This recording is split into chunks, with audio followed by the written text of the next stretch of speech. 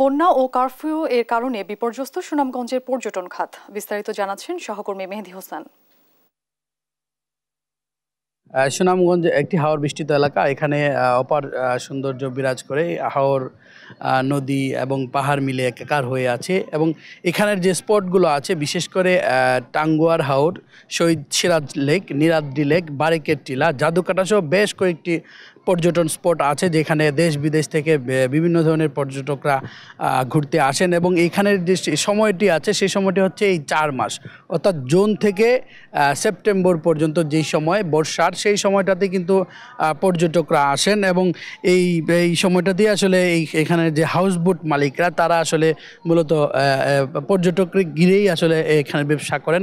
কিন্তু গত জুনের শুরু থেকেই কিন্তু 3 দফা বন্যায় সুনামগঞ্জের যে পর্যটন খাত ব্যাপক ক্ষতিগ্রস্ত হয়েছে এবং এখন বর্তমানে যে দেশের যে অস্থিতিশীল পরিস্থিতি, সেই পরিস্থিতির কারণে কিন্তু এবং কারফিউর কারণে কিন্তু পর্যটকরা আসতে পারছেন না, যার কারণে কিন্তু হাউসবোট মালিকরা বিশাল এক ক্ষতির মুখে পড়েছেন। আমরা তাদের সাথে কথা বলেছিলাম, তারা আমাদেরকে জানিয়েছেন যে গত 17 জুলাই থেকে এখন পর্যন্ত তাদের প্রতিদিনই ট্রিপ ছিল, সবগুলো ট্রিপই কিন্তু ক্যান্সেল হচ্ছে এবং পর্যটকরা আসতে পারছেন না বলে আসলে এই ট্রিপ ক্যান্সেল করছেন যে পর্যটকরা।